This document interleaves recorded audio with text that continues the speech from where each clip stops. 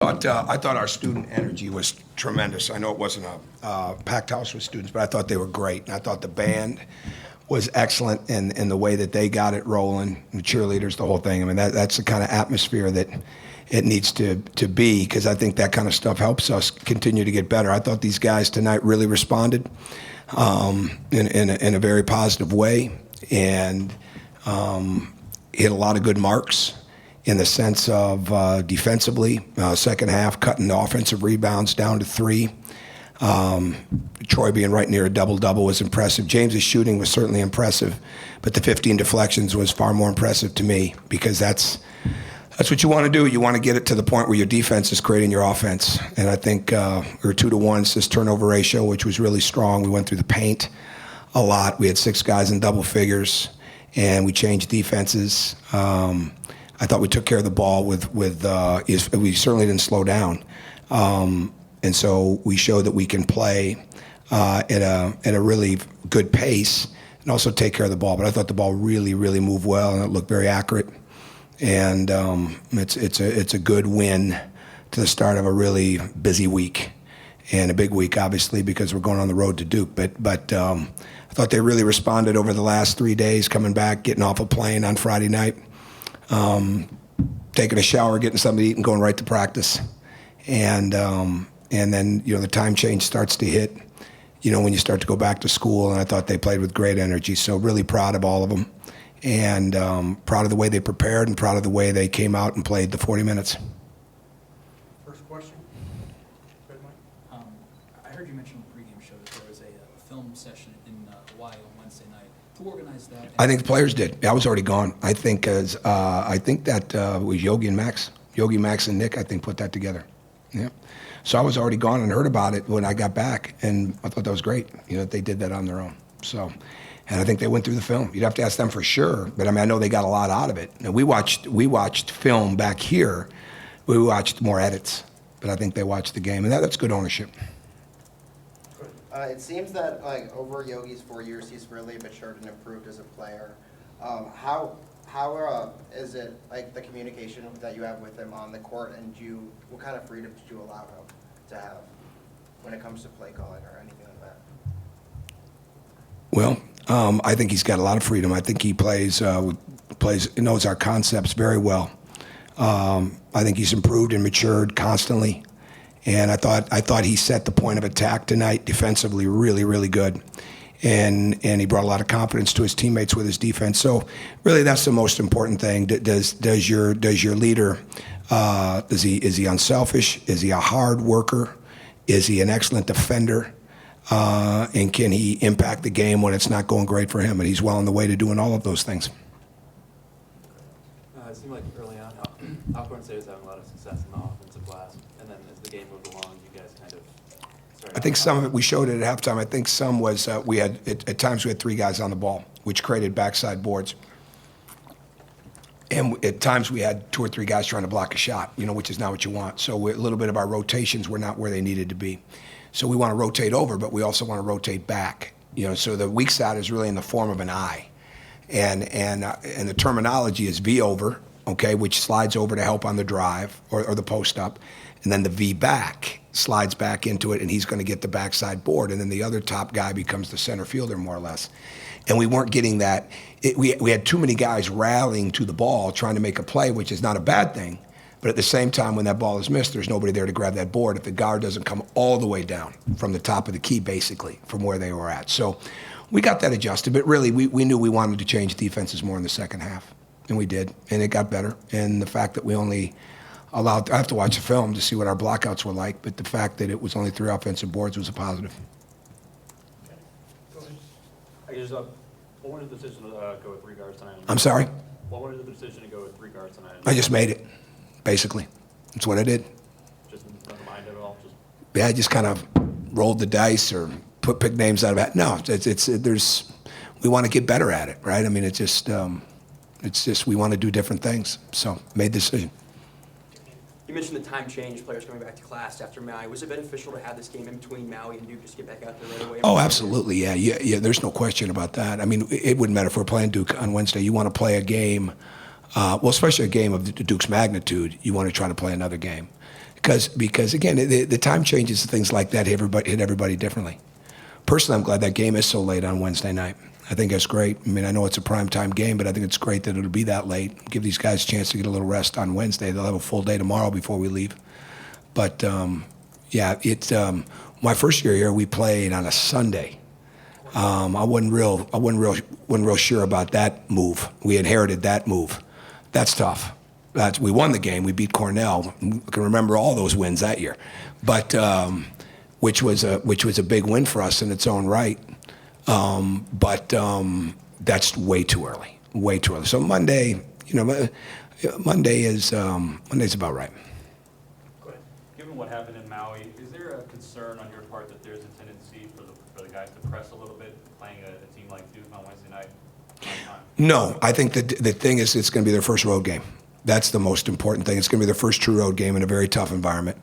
I've coached against Duke and Mike. I've not coached at Cameron, so I can't prepare them as much for that. But it wouldn't matter if I could. I mean, it's different, right? So that's the most important thing, that we stay in character, that we play the way we're capable of playing, and play through mistakes and try to eliminate the unforced ones as much as possible.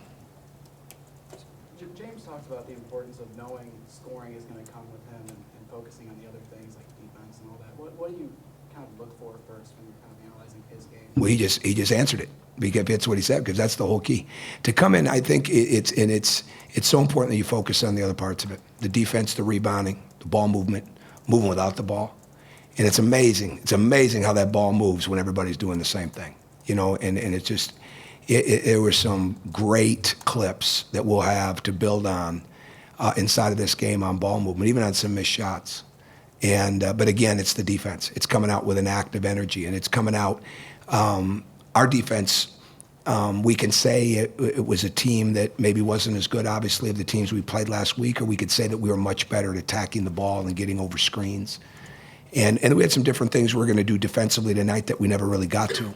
So we'll hold on to them. But that's what it is. It's really coming out with a defense, a rebounding, a ball movement mindset, and it's amazing.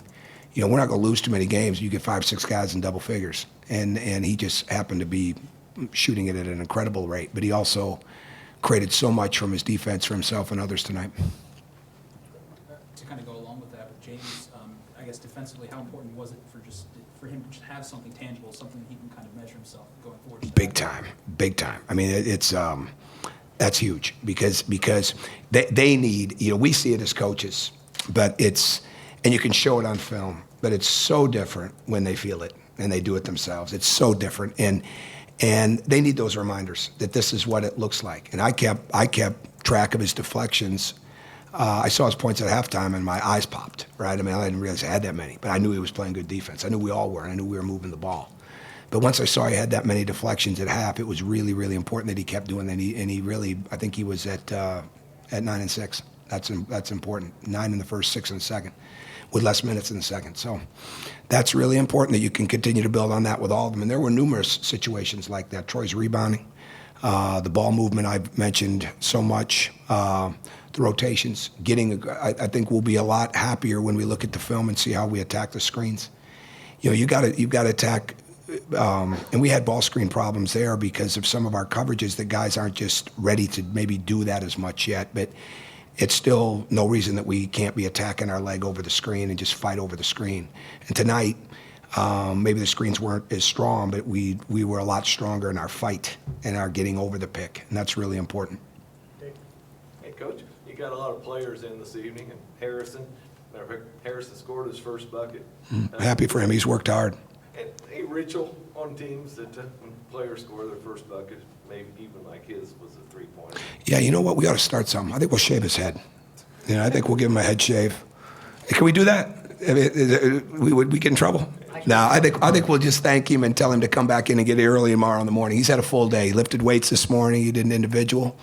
He's a great kid. And we had a little meeting yesterday about how important it is that he, even though he's not playing, that he prepare and play like he's playing, because his opportunity will come. And it could have come earlier tonight, but I wanted to do a couple different things.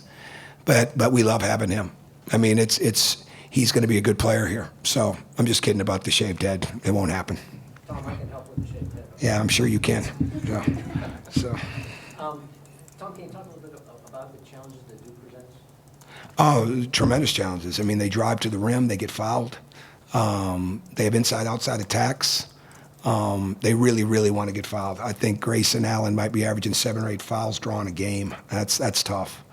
So we're gonna have to be really, really sharp defensively. And it'll be interesting to see how the game gets called early. And I had a lot of conversations tonight with the referees. I wasn't arguing. It was more about understanding. It's still how you draw charges and on the perimeter, and how you deal with a push off. And there's still so much learning going on. I'm not one of those that has complaints about the rules, and I don't have any complaints about the officiating.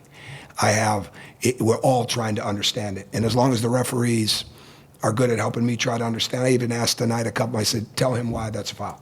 You know, I mean, we do that all the time in practice, and I guess, get used to that, right? And it's not their job, but when they do, everybody's trying to get better. You're trying to make the game of basketball better constantly. And if the rules are going to do that, let's do it. Let's just see how quick we can understand them. So Duke provides a lot of challenges because of the way they drive the ball. And they have very good spacing. And they're shooting the ball at a high rate. Luke Kennard's coming off a really good game. And Marshall Plumlee, I mean, you think about it, he came out with Cody Zeller. Cody's in his 3rd year in the NBA. I mean, Marshall is he has an energy force on their team. And he's going to be hard to deal with because of the length and his strength, and it'll be a challenge. So we're looking forward to it, though. I guess you talked about not being able to prepare a team for an environment like Duke. When you approach a game like this, whether you've got a young team, an experienced team, whatever, how much do you want them to kind of think about that and think about the gravity of a game like this and maybe use that as motivation versus maybe getting too wrapped up in it and getting a little too intimidated? Oh, I don't think we'll have any trouble with being ready to play a game like that. It's more just making sure we understand the personnel, understand what they want to do, and understand how best we want to attack that, and try to keep as accurate and as we want to play fast, but we cannot play reckless. You can't play reckless against anybody and give the ball away, and you certainly can't do it there.